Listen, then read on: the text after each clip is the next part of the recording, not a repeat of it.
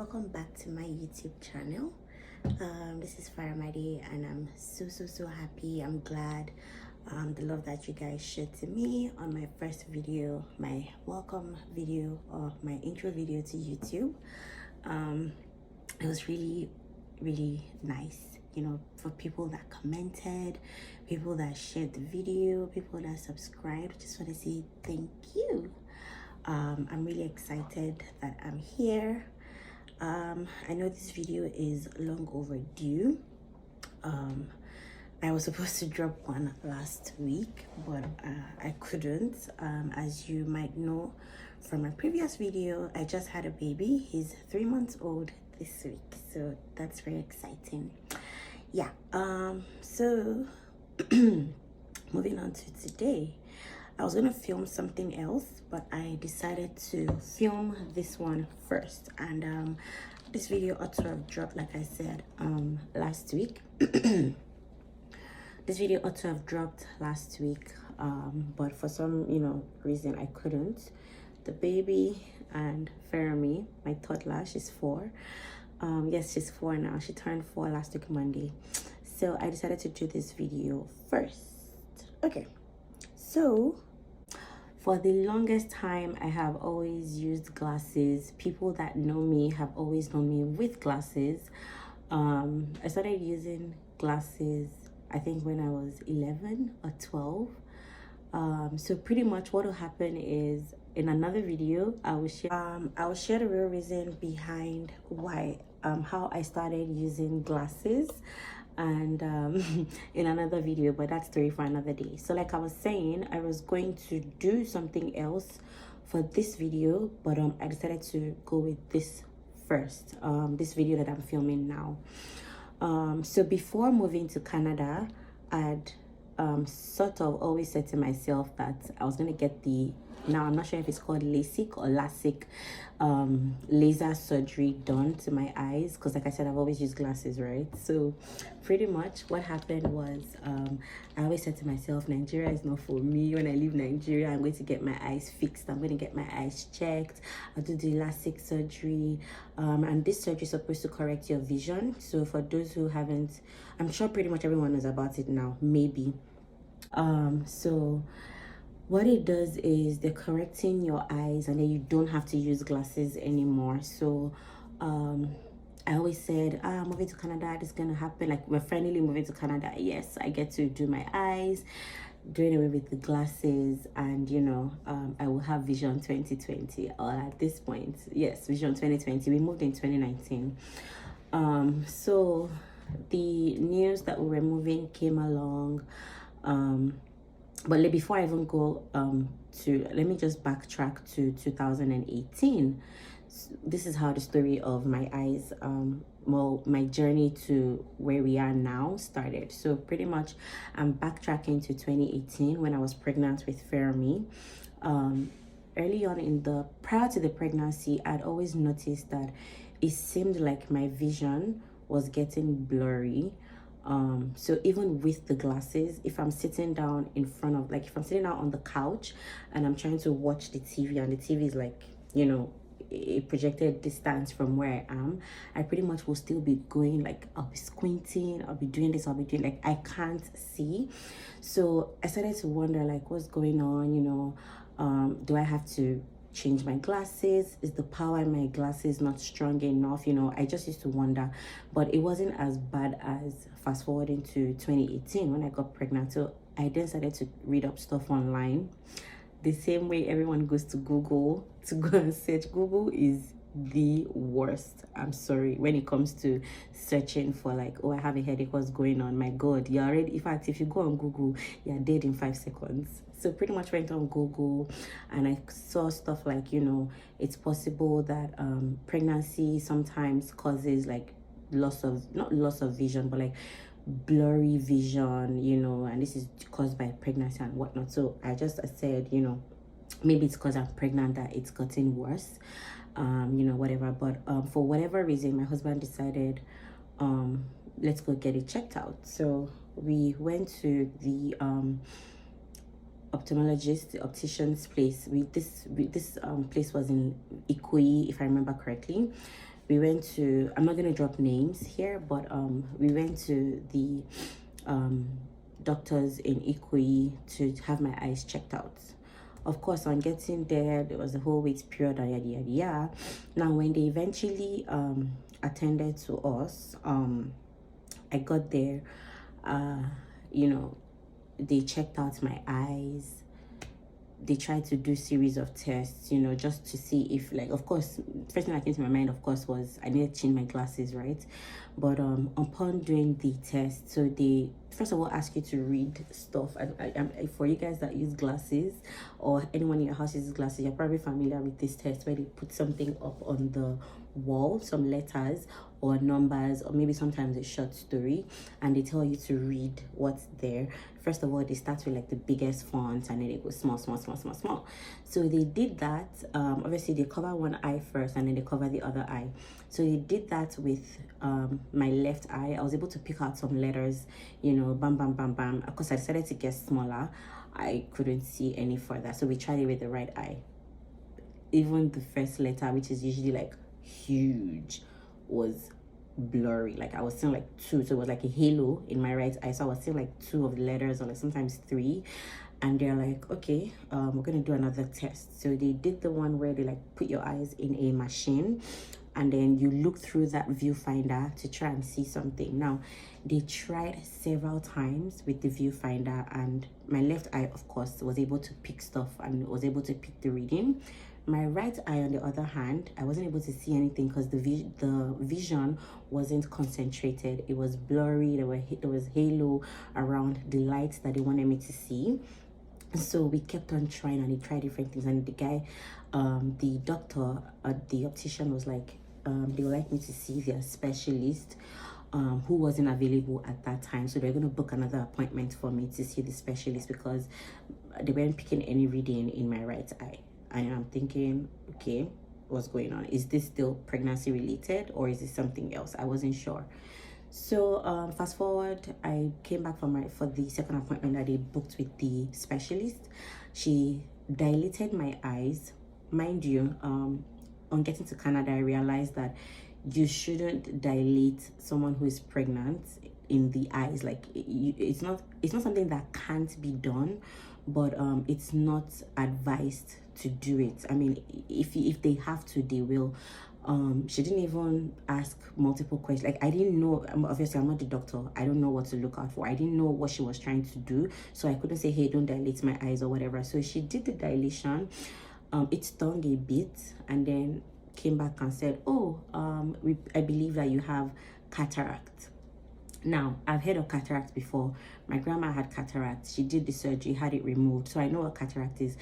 It's sort of like covering on, like, that covers like partial vision of your eye that like they do surgery to remove. And I'm thinking to myself, cataract. Anyways, we were to do the surgery for the cataract to get it removed so that I could be able to see.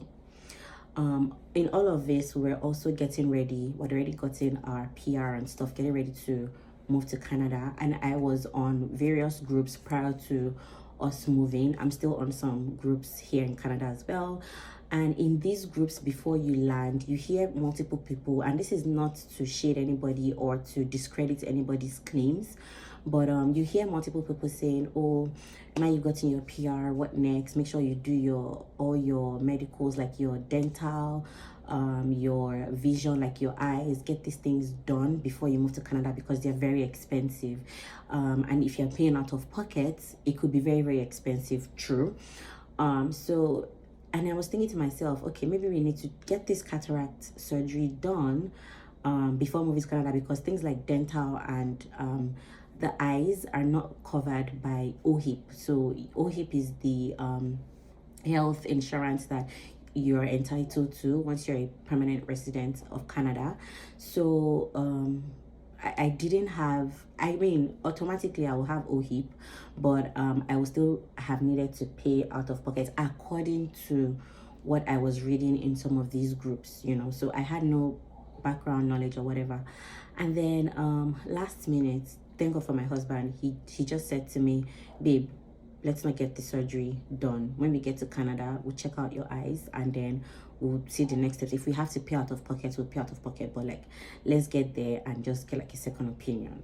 And I'm thinking, okay, now the surgery in Nigeria at that time in 2019 was when was it 19? I'm not sure if it was 19 or towards the end of 2018. Anyways, the surgery at that time would have cost, I think, over 400,000 naira. So we just said, my husband just said, no, we're not doing it. When we get to Canada, we'll have your eyes checked out. So we did that. We moved a couple of months down the line, I think sometime in August of 2019 or July.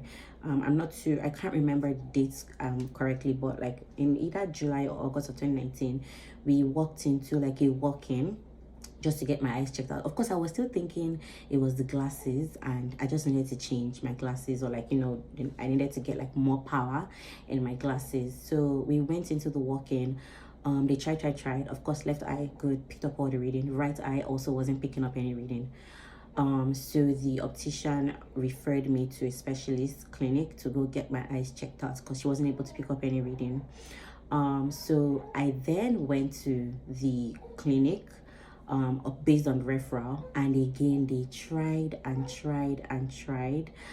to get my eyes checked out, and it was impossible. They were not able to pick up any reading in my right eye, and at this point I was already getting scared. I've had Ferrami, so it can't be pregnancy anymore. So what exactly is going on with my eyes? So we did multiple tests, blah blah blah, and then the doctor finally came out and said, if you can hear my baby, he just woke up. The doctor finally came out and said, you have a condition that I believe you have a condition called keratoconus.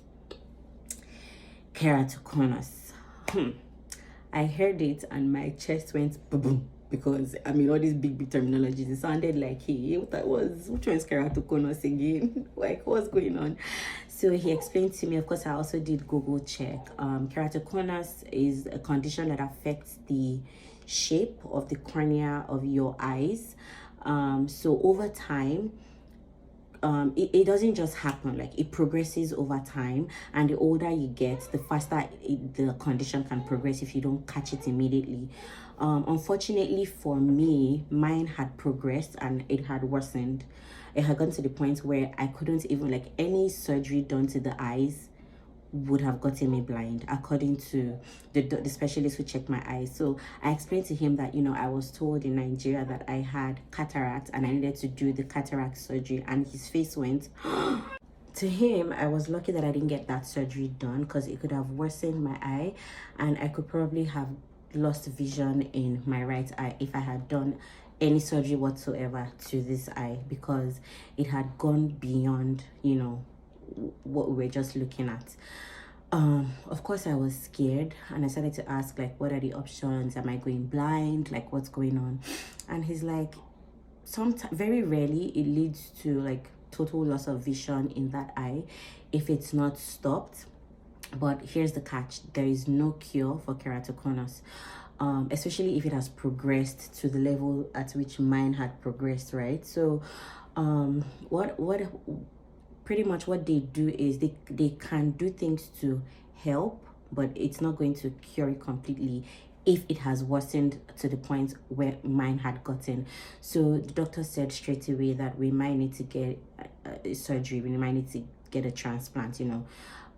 You know how when I was younger, there's something that we used to say: they don't sell eyes in the market, though. They don't sell eyes in the market, though. Guys, they sell eyes in the market. They sell eyes in the market. Well, not sell, but yes.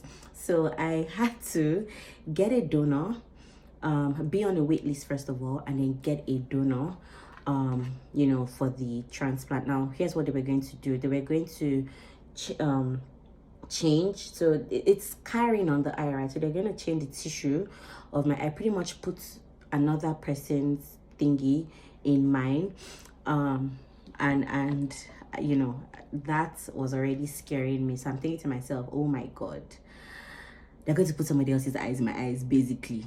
Well, not exactly. When you put it that way, that's what it seemed like to me. So I'm like, oh my god, what's going on now?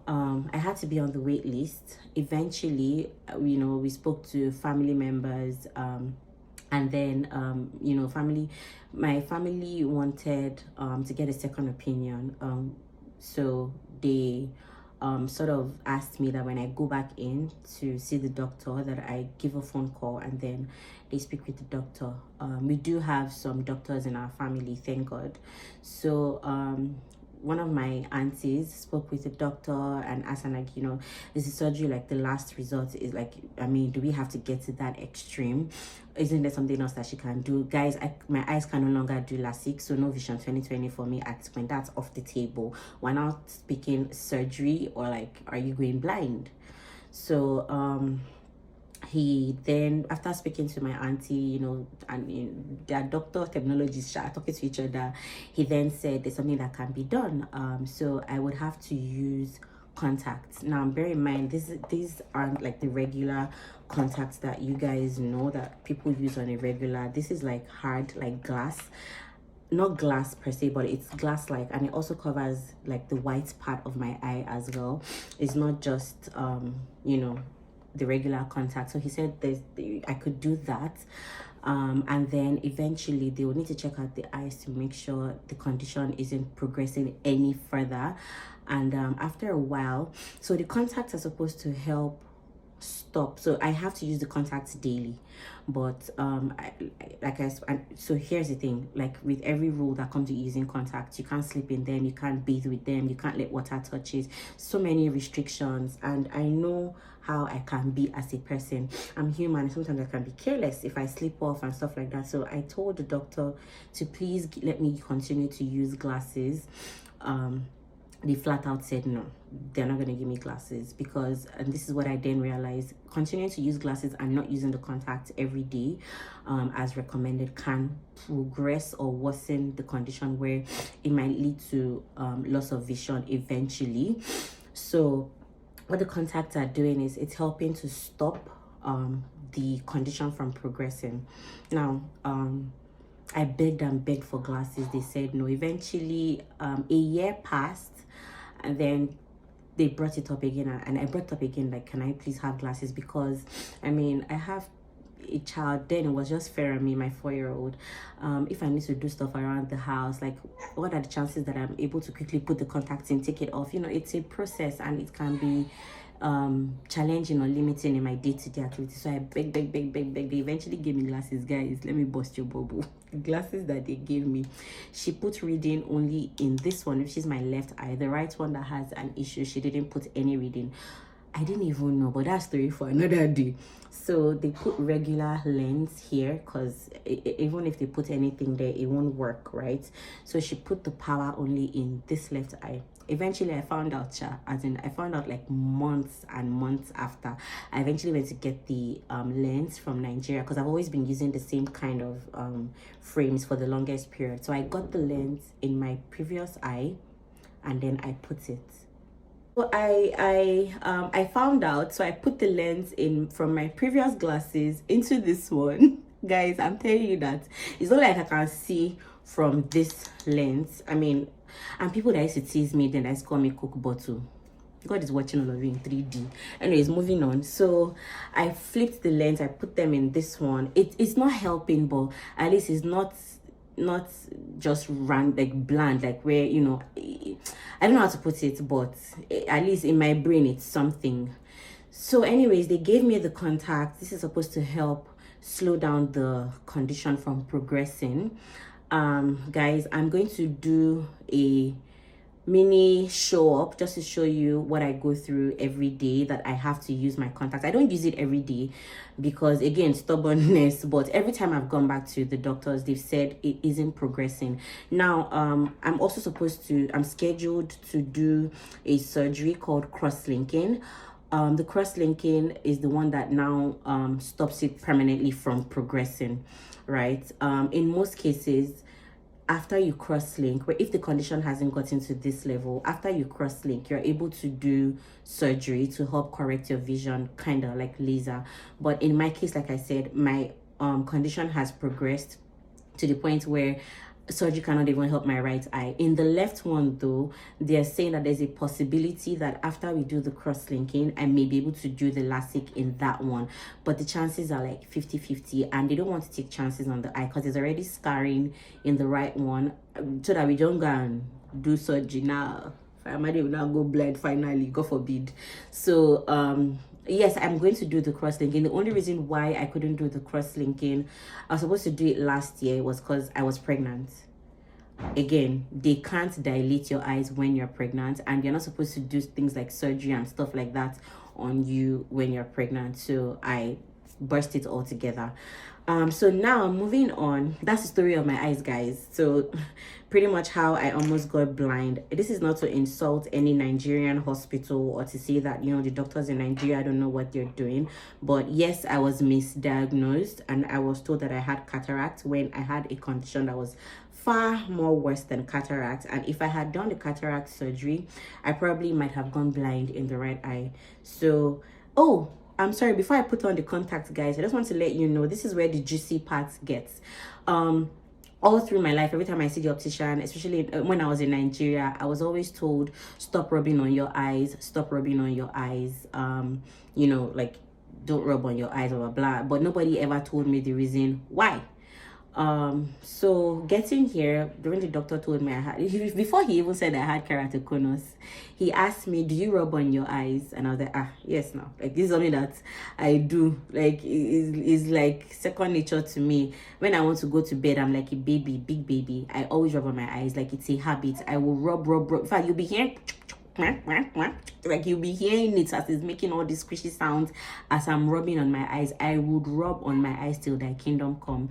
In the morning when I wake up, I rub on my eyes. When I want to sleep, like even my husband already, like, I said it's a habit. So once he sees me rubbing on my eyes, go and sleep. You want to sleep, go and sleep. So, you know, I started to do, like, I was doing that a lot. But the minute the doctor told me, the reason why you have keratoconus is because you have rubbed on your eyes so much, it has changed the shape of the cornea. Guys, the day he mentioned it to me, that is the rubbing of my eyes that caused this thing, and I may be going blind and I would also require a transplant, that was the day that I stopped scratching my eyes. See, this thing that I couldn't stop doing, that I had been told several times to stop doing, the minute they said this is why and this is what it is causing, the speed.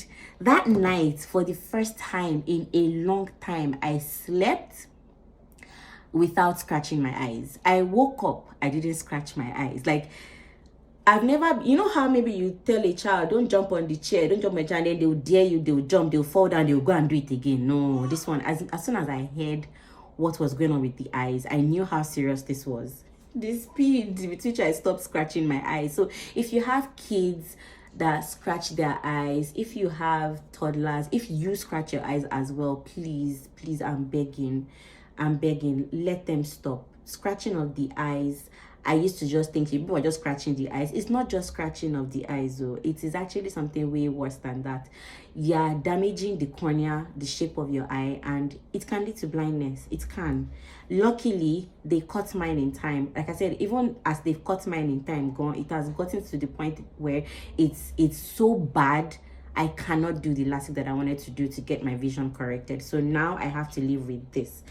Now, these two things are my best friend. I have one in my bag, one set in my bag. I tried to put one set in the car, but it wasn't practical because, you know, cold and all that. Anyways, moving on. I always have one in my bag when I'm going out, and then I have with me as well, like these regular ones that I use. So I was given these two things. This one is to help put the contacts on this, and then I put in my eye. So I'm going to do that now, and then just to show you guys what I go through every day if I want to see. Without this, I cannot see. Trust me, you do like this from now till next day, I can't see. So this is the solution that I have to put. So like I said, it's not like your regular contact, right? I have to, let me just do it while I'm talking. So I will show you guys what I do every day. Before, when they first gave me this, I had to use a mirror to do it. I couldn't put it in my eyes without a mirror, and then I couldn't take them out of my eyes as well without a mirror. That was the story of my life. But now, I mean, I started using this in 20, and this is almost 3 years after, and I'm a pro now at putting them on. So this is what I'm doing. I'm putting, these are so if you can see the lens, guys, this is it's glass, like it's bigger than your normal contact lens. So I placed the lens like this on the bigger tube, and then I go in with this, the saline. And for a very long time, this was very scarce in Canada. I couldn't find it. I had to order from the US every time I needed. So I used to order in bulk, but now I'm happy that we have in Canada. Anyway, so I go in like this. So I've put the contacts on the tube. I'm putting the solution now in it, the saline rather. You have to fill it up to where it has to be full, so it goes into your eye. And then I open my eyes like this, bend, and I put them in. So I have put one in my right eye. Now I can see. I couldn't see all the time I was talking. I was saying, in this video I could not see anything. So if you can see, it's covering the white part of my eye as well, and not just, you know, the black part of my eye. So I usually like to put the right one first, because the right one is the one that has the that is really bad. I mean, the left one is bad, but it's not as bad as the right one. So I usually like to put the right one first. So now I can see, guys, trust me, I can see. I can read, I can do all sorts of things with it. So this is what they require of me, to put this on every day. Again, I had to beg, literally beg, for them to give me glasses back so I could start using glasses. I prefer to use glasses in the house, and then when I'm going out or I need to drive or like whatever, if I'm watching a movie at home, then I switch to my contacts. So I hold the lid up again, I lean forward, bend, and I put it in. So I usually put it in with the liquid, and this is what I do every day. So now I have put both contacts in my eyes, and I've put the tubes away. Now I'm going to move. If you can see, again, it's covering the white part of my eye and not just the black part. So yes, this is my story, living with keratoconus, and what the chances are with my eyes. I will update you guys as my story unfolds. I'm hoping that somebody someday comes up with a cure for it, but for now there is no cure. This is what I have to deal with. I have to use the glass contacts every day. Again, I can't take a shower with them, I can't sleep with them, I can't do a lot of things with them, so it's limiting, which is why I again beg to have the glasses. If you're watching this video, if you scratch or rub on your eyes a lot, please stop. If you have kids, who don't just say they're kids, they want to sleep. There are other things that they can do to help them sleep. If you know, for some children, they like to rub, and this is what I usually used to do as well. Rub to, you know, it eventually will put you to sleep. But try to find other means of other coping means for your kids other than letting them rub on their eyes. Like I said, I was told in Nigeria several times by the physician that I used to go to. That's my son. Don't rub on your eyes. Don't let your kids rub on their eyes. Rubbing on the eyes can lead to keratoconus. You can also read more on it if you have the chance to. I'll maybe put, I don't know if I can put a short link maybe to some scripts that you can read, or you know, whatever, like just to show you, or just Google it. Pretty much Google what keratoconus is to see the severity of it. Sometimes it's inherited, and most times it's caused by rubbing of the eyes, which you know was my case, or is my case, so to say. So don't joke with your eyes. They sell eyes, but don't joke with your eyes. It's not something that you want to, this is not a path that you want to come down. You know, sometimes you guys, you know, you wake up in the morning, for those who don't use glasses or don't even have an idea what it feels like to not be able to see. I wake up in the morning, you know, I can't see. without the glasses, and then even with the glasses, not like I can see like that. But now that I'm using the contacts, it's like the difference is clear. It's like night and day. Like I will usually do this, squint, pull back my eyes just to see when I'm putting on the glasses, like just to see clearly, like to like, you know, because I just don't want to go and put on the contacts if I don't have to. Again, like I said, I put them on if I have to drive, or if I, you know, have to go out or whatever. I want, you know, I want to watch a movie, I want to read something, you know, then I put them on. Well, it's very uncomfortable. It's not practical. It's not something that you cannot just get up and go. If they have a solution for getting up and going, maybe like the way you can just put on your glasses and go. I would even pick glasses a million times. I mean, I didn't like glasses. I was thinking, oh, I want to do LASIK. I want to stop using glasses because, you know, glasses used to give like this mark, and, you know, my, anyways, I just did not like glasses, right? But this is me saying I would rather pick glasses a billion times over than using the contacts, because it's stressful. It's stressful. It's not, you can't just take it off, put it on, take it off, put it. So you one has to be careful, really. Yeah, pretty much. So this is my story on how I found out that I had keratoconus and not cataract like I was diagnosed with in Nigeria. Thank you guys again for sitting with me through my story, my journey. And thank you for subscribing. Thank you for your likes. Thank you for the comments. In my previous video, thank you for all the love that you showed to me. I'm so grateful. Please share this video with somebody who might need it. Share this video with your friends, with your family, you know, even the people that you don't like. Just share the video, please, because it might save someone's eyes. Who knows? Thank you for sticking with me on this journey. I will try to film more regularly, and I'll try to drop more videos. I'll try to be more consistent. But if you want to leave me a comment, drop a comment in the comment section, like, share, subscribe. Yes, encourage me, because I need all the encouragement. It's not easy dealing with this. Nobody really knows how it feels, but yes, it's not easy. So yeah, thank you guys. I will see you in my next video. Ciao ciao.